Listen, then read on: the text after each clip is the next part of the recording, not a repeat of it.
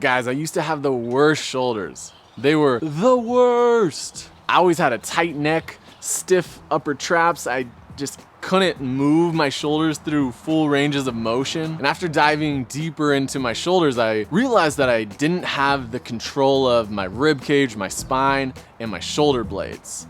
And this control is what makes healthy shoulders. And this control is what allows you to have a strong base to then go build large amounts of strength. One of my coaches through this process was my brother, Trevor. We teamed up to make this video to teach you the essentials of laying a strong foundation for your shoulders to then go and pack on strength or build some of these gymnastics or calisthenics skills on top of it. If you are interested in bulletproofing your shoulders, I recommend that you sign up for the Roadmap to Strong Shoulders, and we're gonna hit you with all our best shoulder information. There's a link in the description. That's enough intro for me. Let's get to these exercises. Everyone knows you should have strong external rotators of the shoulder. And if you don't know, now you know. Go do some external rotation. But one problem we see is that you may have really strong external rotation, but you may not know how to apply it into movements that actually require you to create external rotation in the shoulder. So this next exercise, we don't even have a name for it yet. We're just gonna call it the spiral. I made it up right now. Okay, so the setup requires that you have a horizontal band with some tension on it, okay? So you might have to get creative with how you set this up. A squat rack or a power rack works really well, but as you can see, we just made a makeshift one on a playground here.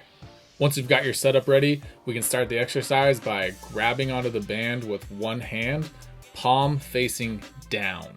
Push your shoulder blade out in the direction that your arm is facing, and this is where you can get creative and do this in all kinds of different positions. Once you're in position, rotate your palm up to the sky. There should be resistance from the band towards doing that motion, and you should feel a lot of stuff happening on the back side of your shoulder, potentially even on the front side as well.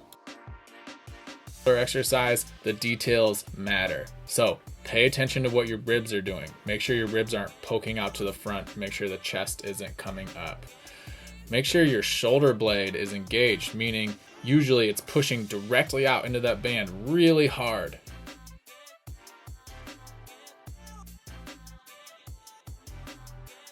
The great thing about this exercise is we get to combine our scap work that we're already doing in these other exercises with external rotation. So if you're gonna be working on a push-up position where the hands are out in front, we get to work on protraction, actually walk out and load that position, and then work external rotation from there. If you're working on handstands, you get to work on upward rotation and elevation of the shoulder blade and external rotation in that position.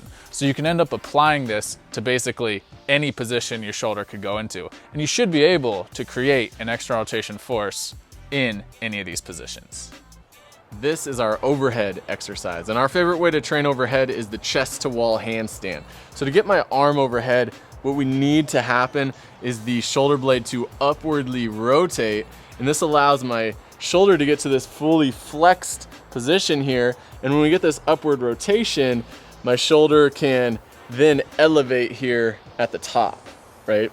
So the chest to wall handstand is a great way to train this because it makes you be very honest. We can always see if we're getting compensation through arching the lower back, or if we can't fully lock out the elbow and get the shoulder overhead, then we're obviously lacking some strength from, in this exercise, probably the serratus and the trap muscles, because those are the big contributors to getting this overhead position.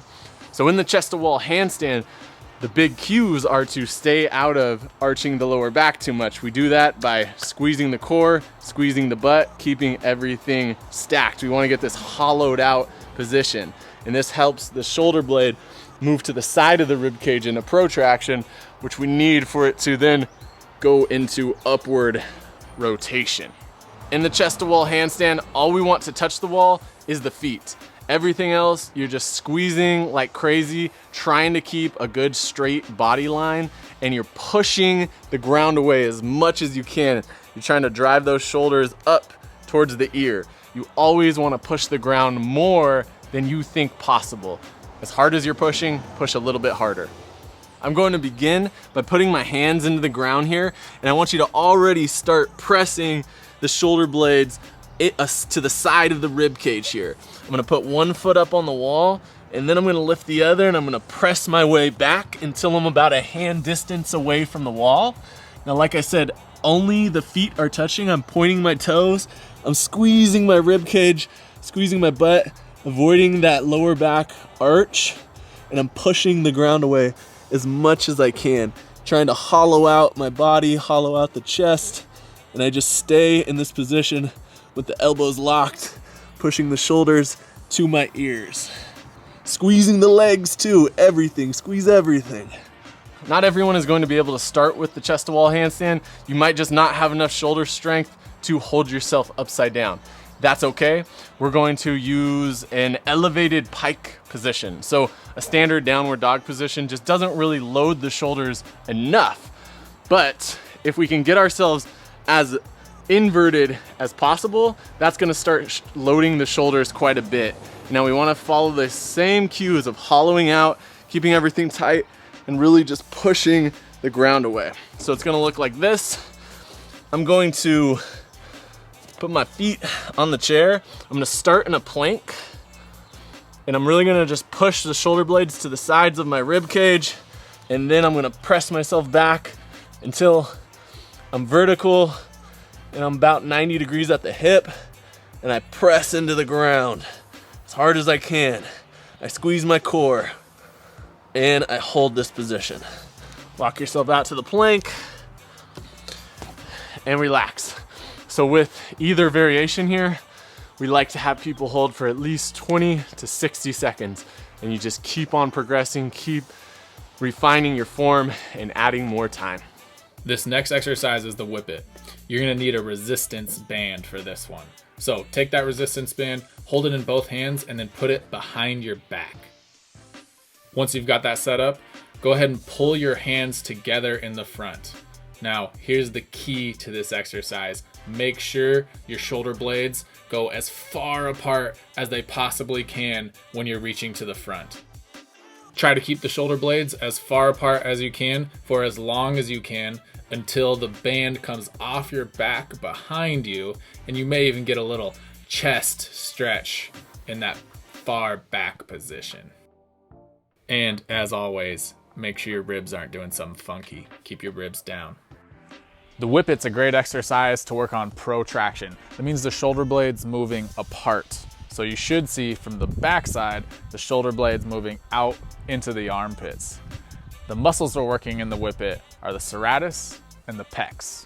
It's important to try to keep the shoulders protracted for as long as you can. One of the biggest mistakes I see people make is when you start to let the arms come apart, the shoulder immediately retracts and potentially even internally rotates. So as the arms move apart, keep the shoulders protracted until the very last bit where the shoulder blades have to retract for your arms to come back behind the body. This is the active hang. The active hang is the ability of the shoulder blade to move down the rib cage from this overhead position. So from a hanging position, everything is pulling me upward. So I have to go against gravity and pull the shoulder blade downward while I hang. This is crucial for shoulder health in general, but for building your pull-ups and your chin-ups and any pulling motion, this is very impactful. If you've seen people doing like half reps where you can't get the bar to your chin, or if you're anything like me where you kind of get that rounded shoulder in the top position, the active hang opens up the shoulder, it pulls everything down and allows you to stay open here, use the right muscles, and make a lot more progress. So to do the active hang, obviously you need to start in a hang, so hanging is a prerequisite, and we really want to let that shoulder be pulled upward because we want to get a full range of motion here, right? So I'm going to hang, I'm going to let my shoulder be pulled towards my ear, just let gravity take that up, and then trying to keep my torso as straight as I can, I'm going to pull the shoulder blades down, and I'm going to hold this position here, right?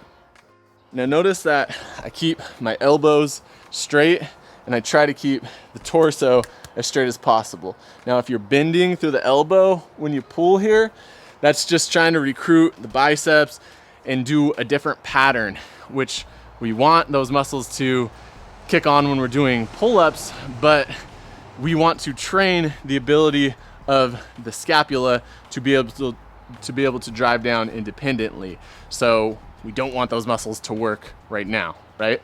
So we stay kind of this hollow position, keeping everything straight. We stay out of arching the back. That's just trying to compensate through the spine to get your chest up more. We keep the elbow straight and we pull straight down. Now, if this is challenging, a good regression is just to start with the feet on the ground, and you can even just kind of feel what's going on here. My shoulders being pulled upward, and then I can kind of put my hand here and I can feel these muscles, because all of these muscles of the back on the side are gonna contribute in pulling my shoulder blade down along my rib cage here. And I can even just do with my toes on the ground, and then you can try picking those feet up eventually and doing the full active hang. For the active hang, I like to have people start off with 10-second holds in that active position. You can do that anywhere from 1 to 4 times in one set. That is the active hang. The prone W is a great exercise for shoulder retraction, meaning the shoulder blades come together in the back. You should see them squeeze together with a lot of force back there. You should feel a lot of tension back there when you do this exercise. Now, the keys to this exercise are trying to squeeze your shoulder blades together and simultaneously trying to crank your hands backwards so we create an external rotation force at the shoulder, okay? And as you start to reach overhead, you might feel the muscles that are working shift from really low to a little bit up. So you might feel those upper traps start to kick on a little bit as you go more into that Y position. Adding in the pelvic tilt, where you lift your belly button off the ground, essentially a hollow body position, can be a great way to double dip with this exercise. If you're working on handstands, if you're working on any body weight movements, it's imperative that you're able to maintain a posterior tilt, meaning that tucked tailbone, belly button in position while you're doing a bunch of shoulder stuff. This in specific is great because it controls your rib cage. So you can't cheat this movement where we're trying to retract by popping your ribs forward. It forces you to pull your ribs down and get the movement from your shoulder blades and shoulder joint rather than the spine doing something funky. As Josh mentioned earlier in the video, I dealt with some serious shoulder issues when I was a bit younger, and I'll spare you the details, but basically through the years, I figured out that I just had some seriously poor mechanics of knowing how to manipulate my ribs, my spine, my shoulder blades, and then my shoulder. We made this video so that you don't have to struggle through the same stuff we went through trying to figure all this out. We packaged it for you. Do these 5 exercises and your shoulders will thank you. Having good, strong shoulder mechanics, ribs, shoulder blade, it's important no matter what hobby, sport, whatever you're doing. Even if it's just you want to be the best fist bumper in the club, you should be having some good shoulder mechanics after doing these exercises. If you want to dive a little deeper into how to create strong, resilient shoulders, check out the roadmap to strong shoulders in the description box below. Later.